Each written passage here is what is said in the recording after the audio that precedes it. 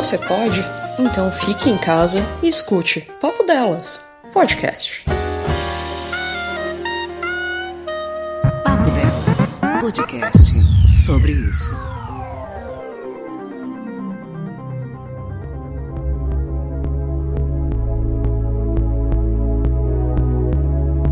Olá, amigos e inimigos do Papo Delas. No dia 12 do mês passado, nós tivemos o Dia das Crianças e estamos entrando agora no 8º mês da pseudo-quarentena que o Brasil enfrenta contra a Covid-19. Ou seja, galera, se não houver nenhum contratempo, nas próximas semanas começarão os partos das primeiras crianças da quarentena. E eu venho aqui conversar com vocês sobre alimentação. Mais especificamente, a alimentação do bebê, para tirar algumas dúvidas básicas e auxiliar também com algumas informações cruzadas que pais e mães, principalmente mães, recebem de amigos, familiares e toda sorte de pessoas que surgem no seu caminho querendo ensinar como alimentar a sua criança, usando como base o "na minha época". E galera, eu não venho aqui subindo em nenhum pedestal como se toda a minha vida tivesse sido só flores, porque quando eu era neném...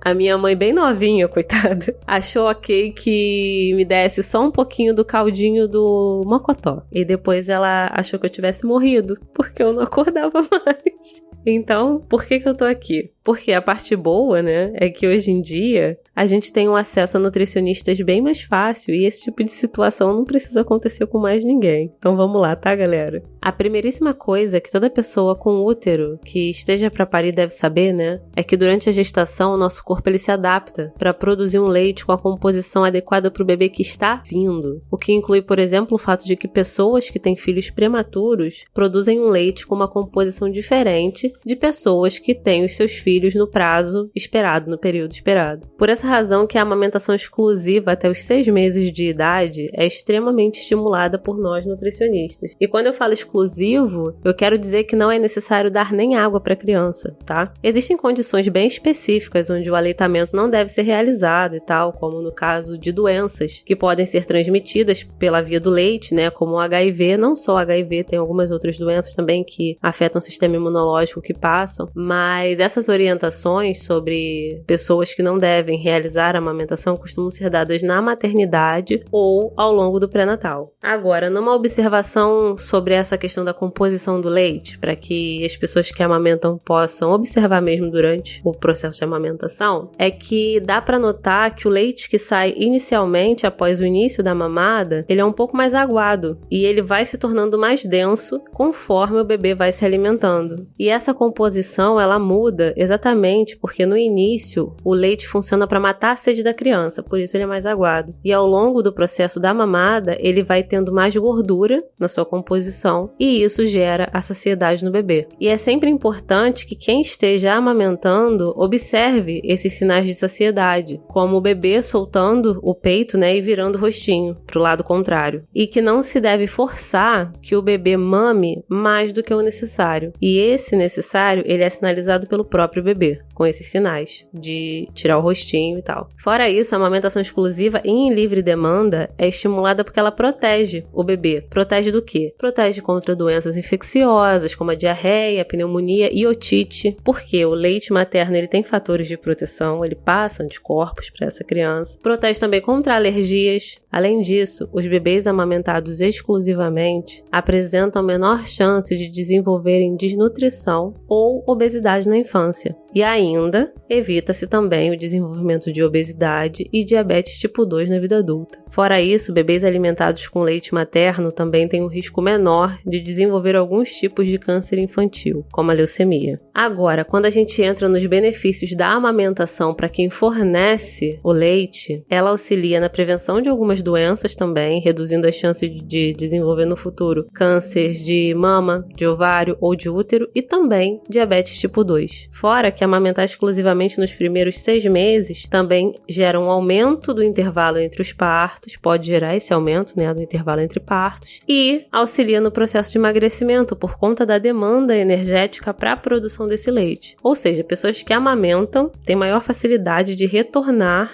ao peso pré-gravidez quando comparado com quem não amamenta. Uma coisa que é de extrema importância, e aqui é muito importante, é muito necessário, é essa palavra que eu queria, é muito necessário frisar esse detalhe, a importância de uma rede de apoio para a pessoa que está amamentando, seja essa rede formada por familiares, por amigos ou por seu companheiro ou companheira, uma vez que nesse período há uma exigência física e mental imensa de quem amamenta. E quem está amamentando se sentir acolhido, esse acolhimento, ele apresenta influência não só no desenvolvimento da autonomia de quem está amamentando, principalmente se for uma primeira gestação, como também ajuda a reduzir o agravamento de quadros como depressão pós-parto ou de sentimentos de insuficiência como fonte única da alimentação do bebê. Porque muitas pessoas que estão amamentando tendem a ouvir que leite é fraco, coisas assim, tem necessidade de entrar com fórmula e nem sempre, na grande maioria dos casos, não se tem necessidade. Quando realmente há necessidade, tem toda uma equipe de médicos e nutricionistas e psicólogos que auxiliam nesse processo, mas normalmente não se faz necessário. Por quê? Porque cada leite é produzido de acordo com a necessidade do bebê que está vindo. Os leites, eles não são exatamente iguais em sua composição. E por que eu friso essa questão da rede de apoio? Porque algumas semanas atrás eu tive acesso a uma situação onde exatamente essa rede que deveria ser de apoio fez o oposto. Eu entrei em contato com uma pessoa pública, né, que colocou nas suas redes sociais diversos vídeos onde falava sobre como seu bebê tinha uma frequência maior de mamadas ao longo do dia e que ela estava começando a se sentir insuficiente e exausta de todo o processo. E então ela começou a atender solicitação de familiares para que começasse a introdução alimentar antes dos 6 meses. E era em uma situação onde essa introdução não seria necessariamente importante, não seria necessária naquele momento.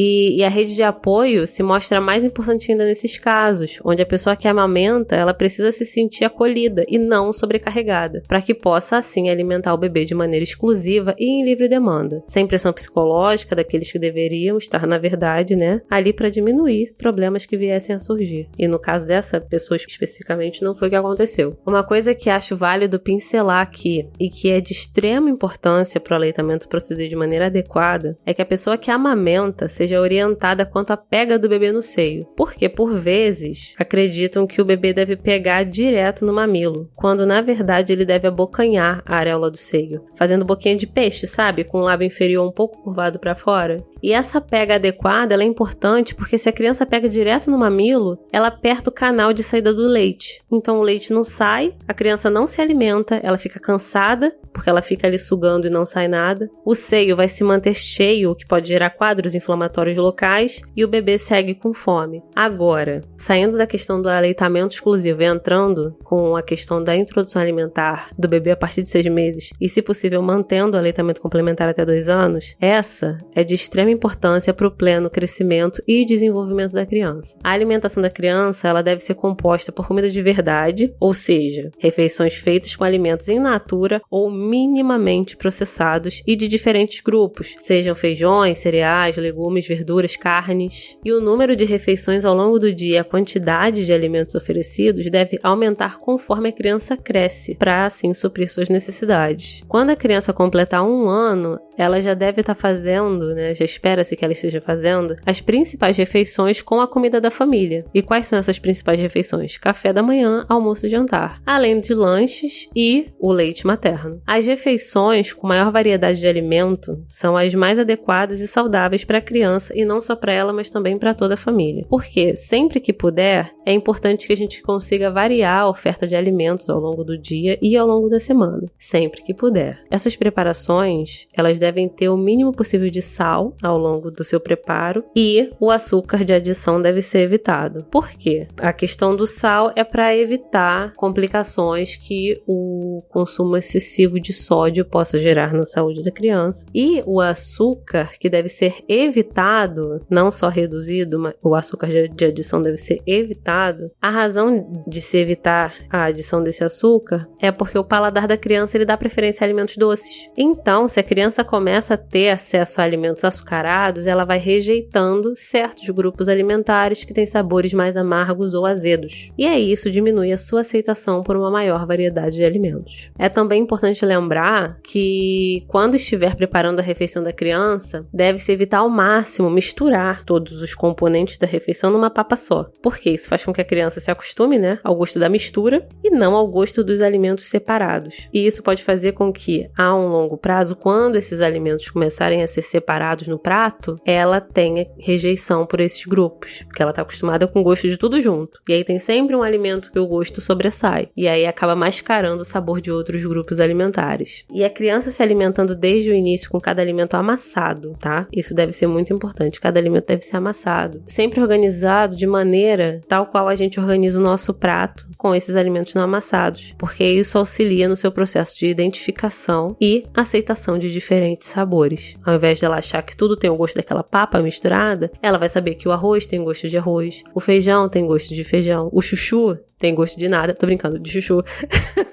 E ela vai se acostumar com esses sabores. Com relação à água, eu havia comentado, né, que nos primeiros 6 meses, quando é aleitamento exclusivo e em livre demanda, a água não é necessária. Não é necessária ser fornecida para a criança, porque o leite em si já mata a sede do bebê. Agora, quando a gente entra com outros alimentos, quando a gente está na introdução alimentar a partir de 6 meses, é importante lembrar que a água, ela também é alimento. E ela deve fazer parte do hábito alimentar desde o início da oferta de outros alimentos. Ela é essencial para a hidratação da criança e ela não deve ser substituída por outros líquidos, seja esse outro líquido chá, suco, água de coco e muito menos refrigerante ou outras bebidas ultraprocessadas. Por quê? Porque habituar a criança a ingerir essas bebidas açucaradas aumenta a chance da criança apresentar excesso de peso e cárie dentária, além de desestimular o consumo da água em si. Agora, por último, mas não menos importante, o momento da alimentação da criança deve ser cercado de experiências positivas,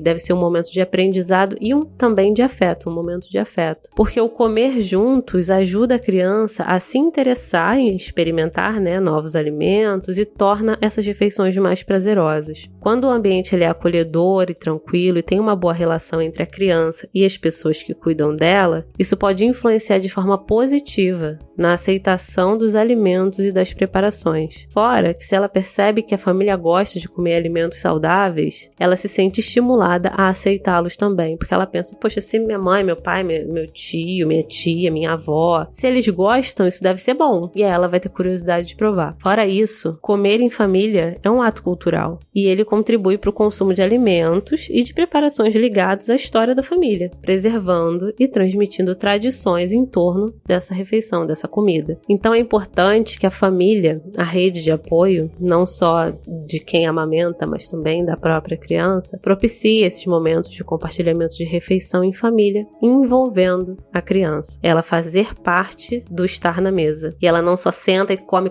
agora sai daqui. Ela tem que fazer parte daquele momento, ela tem que estar junto, ela tem que se sentir parte da família também. Apesar que quando a gente coloca todos esses aspectos de uma única vez, faz parecer que é algo extremamente cansativo. Só que, galera, vale lembrar que tudo isso que eu comentei aqui, ele está inserido num período que tem uma média de 2 anos, com cada parte sendo inserida gradativamente quando o seu momento chegar, de forma que isso se torne um hábito da família. E aqui, ó, igual eu já falei algumas vezes ao longo desse áudio, eu reforço mais uma vez a necessidade da rede de apoio desde o início. Fora o fato de que a atenção na alimentação da criança, nesses momentos iniciais, previnem diversos outros problemas conforme a criança se desenvolve. Seja esse problema a rejeição de alimentos verdes, porque esses alimentos não costumam ter sabores adocicados, e indo até a prevenção de doenças crônicas não transmissíveis, como diabetes, hipertensão e alguns tipos de câncer, tanto no bebê quanto na pessoa que amamenta. E pessoal, caso vocês tenham interesse, né, por explicações mais detalhadas dos aspectos que eu abordei aqui, e bem como também de outros assuntos que eu comentei, mas não pude me estender, o Ministério da Saúde, ele desenvolveu há pouco tempo atrás o Guia Alimentar para Crianças Brasileiras Menores de 2 anos, que é um material muito bom e ele é muito completo para as pessoas que estejam amamentando, mas não só elas.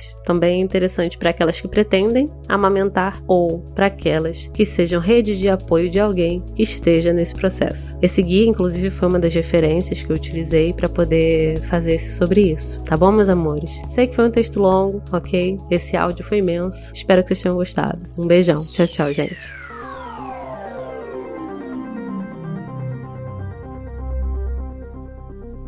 Você ouviu Papo Delas, podcast sobre isso.